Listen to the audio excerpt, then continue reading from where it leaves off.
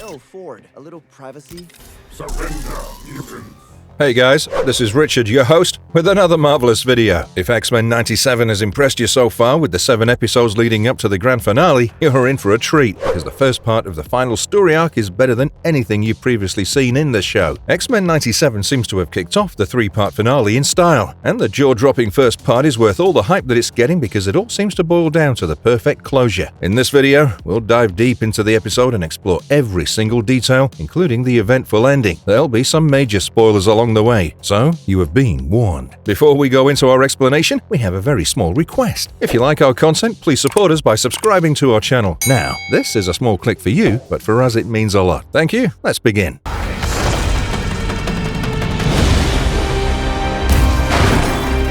How do things go down in the first part of Tolerance is Extinction? The episode starts off with Cable practicing his aiming game in his futuristic weapon as Cyclops and Jean Grey watch on. Cyclops confesses about not having a chance to speak with his son, and there's clearly a lot of tension between the estranged father-son duo. Cyclops also wonders why Bishop isn't there with him, and Jean explains how Cable told Beast about being separated from Bishop in the time stream. Cable ended up being in the future alone, and Cyclops laments about how his dream of sending his son into the future for his well-being turned so ironical that Cable had to come back to fix certain events from the past. Jean assures Cyclops that Cable needs the support of his father, and Cyclops wishes that Professor Xavier had taught him more about being a capable father figure. In the next scene, Cable gives the X-Men a demonstration about Bastion and the entire Prime Sentinel program. According to Cable, in his timeline, Bastion used the Genosha massacre to secure a solid backing for the Prime Sentinel program. He reveals more about the Prime Sentinels and tells the X-Men how these Sentinels are created using the same techno-organic virus that was used to infect Cable by Mr. Sinister when he was only a baby. Beast explains the alarming situation. Now that the DNA of the Prime Sentinels has been rewritten, these Sentinels can reproduce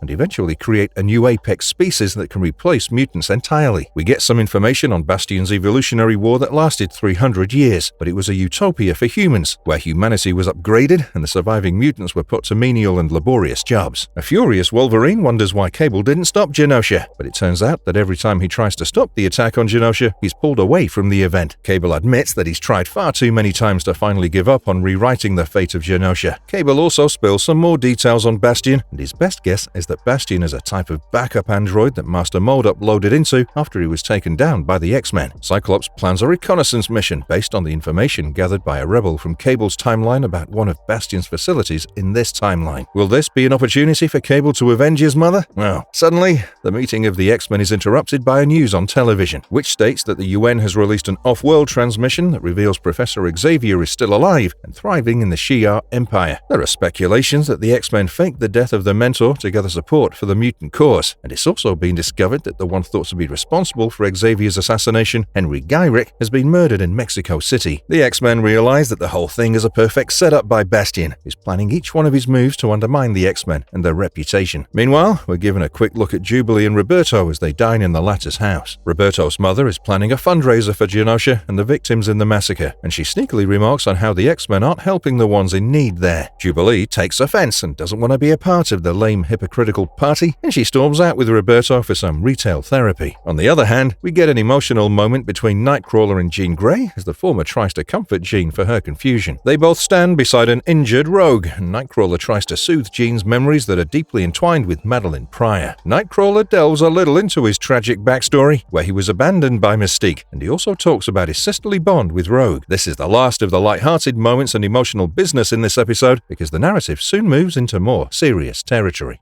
Exploring the true horrors of the Prime Sentinel program. Cyclops, Jean Grey, and Cable fly away in the Blackbird as they head toward the location of the leads provided by Cable about Bastion's secret facility. It seems like a strange family reunion for the three of them, and Beast sends them the coordinates where they hope to find Bastion. Elsewhere, we see the UN official Dr. Cooper engaging in a conversation with Mr. Sinister. He claims that he's using Bastion to get the job done and to fulfill his dream of mutant elimination. Dr. Cooper proceeds to meet Magneto, who's now restrained, and she apologizes to him for failing to stop the massacre. It's still unclear why she's there in the first place, but some government involvement in the anti-mutant program is evident. However, Dr. Cooper claims that she knew nothing about the mutant massacre on Genosha, and it seems like she wishes to make it up to Magneto if she can. Miss Tilby, Beast's favorite journalist, pays him a visit, seemingly to reconcile after their bitter last interaction, where Beast lost his cool. Beast is examining the Prime Sentinel form of Dr. Bolivar Trask, and he tells Tilby that he's come up with a technique to know about the presence of Prime Sentinels all over the world. Back with the Summers family reunion, they discover that what they thought will be Bastion's secret facility is actually his childhood home. They look through the house and come across his mother, who seems to be expecting them and is ready to pack and move out. The Summers plan to play along with the old lady to see where she's headed, and they look further through Bastion's childhood belongings. Using her psychic abilities, Jean has visions of his childhood, when Bastion was troubled by his ability to hear machines. His father was a janitor in school, and he was infected by something from the future, which was Sentinel technology. This is who we all know as Nimrod, and Bastion turns out to be a descendant of every Sentinel from Master Mold to Nimrod, and he's evolved over the years. Dr. Cooper finally has a talk with Bastion, and she asks him why he couldn't warn her about Genosha. Bastion seems unbothered by the tragedy, and simply considers the massacre to be inevitable and necessary for humanity. One of his Sentinels suggests that the rollout of the all-new Sentinel program can't be successful with the likes of President Kelly in power, and Bastion suggests that the problem has already been handled. According to Bastion, if mutants are not eliminated, they'd eventually outnumber humans and lead to their extinction. Operation Zero Tolerance, led by Bastion, is thus the need of the hour, and he finally reveals the true nature of the Prime Sentinels.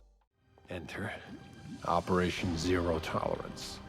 What does Bastion reveal about the Prime Sentinels that make them so deadly? While explaining things to Dr. Cooper, Bastion claims that the previous Sentinel programs just weren't effective enough and they could easily be detected by the X-Men. With the Prime Sentinels, the surprise factor is many times higher. Bastion invites people into the program without telling them about the more technical details, and he makes them undergo the whole procedure to turn into a Prime Sentinel. Later, when these people wake up, they live their daily lives and have no memory of ever being in Bastion's facility. However, the moment they're triggered by mutant presence, they come back to their ingrained programming to eliminate them. This is basically a way to weaponize unsuspecting civilians against mutants, and Dr. Cooper is shocked by the brutality of Bastion's plans.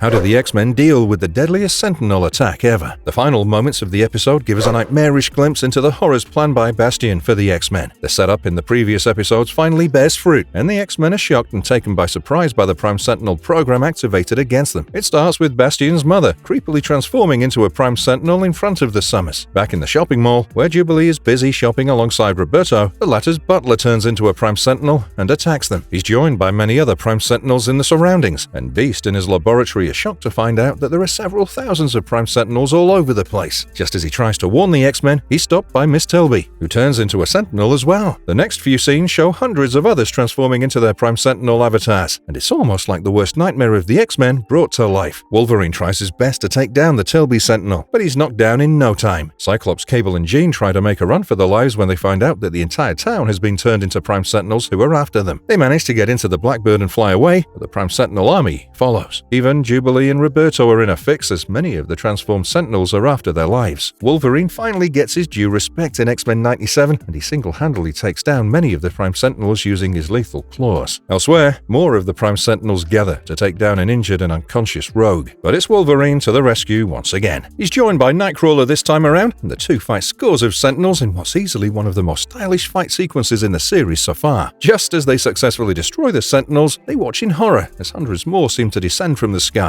It's no better for Jubilee either, and she's concerned and finally helped by Roberto, who puts his mutant abilities to good use. They end up crashing the fundraiser organized by Roberto's mother, who, in a shocking lack of compassion, allows them to be taken away by the Sentinels in order to protect her reputation as the mother of a mutant. The Blackbird that Cyclops, Cable, and Jean were flying in crashes, and the three of them try to make a run for it in Cyclops' Porsche. The combined powers of Cyclops and Cable are good enough to deter the Sentinels, and it's another cool Summers family moment as all of them put up a brave front together.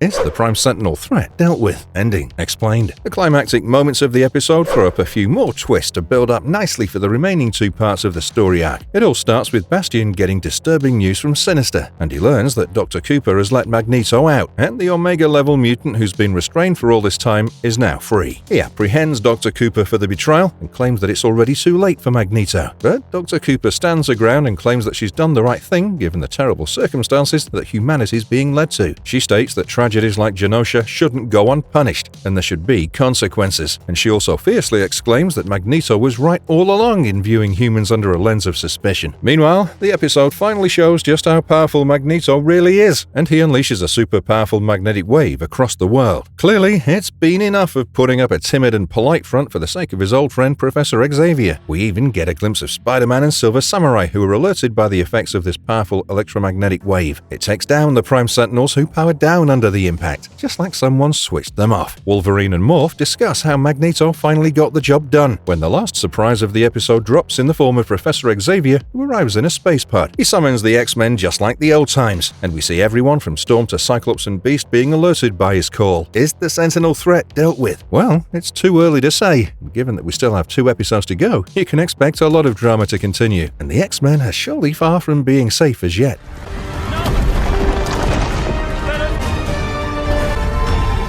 Has Magneto declared war on humanity? It's been far too long since we got to see the true ruthless side of Magneto, but a series of wrongs and conspiracies against mutants finally seems to have triggered the beastly side of him. After being freed by Dr. Cooper, he ends the Prime Sentinel threat temporarily, and Wolverine remarks how Magneto may have just started a war that has no turning back. Is he truly back to his darker roots? Only time will tell what lies ahead, but given how Dr. Cooper set things up with a rant about Magneto being right all along, don't be too surprised if you see him up against his old friend Professor Xavier one more time. What lies next for the X-Men? The danger of the Prime Sentinels may have been avoided for now, but things are anything but sorted for the X-Men. Luckily for them, the arrival of Professor Xavier should bring some much-needed sanity in order for the future course of actions. On the other hand, if Magneto has indeed gone rogue, you can expect Xavier and the X-Men to take him on because the human-mutant coexistence philosophy includes the safety of humans as well. Besides, Bastion and Mr. Sinister are still out there planning the next step, and you can be sure that they'll come up with enough troubles for the X-Men to keep them engaged for 2 more episodes. Overall, there couldn't have been a better introduction to the 3-part finale, and it'll be worth the wait for the next parts to drop.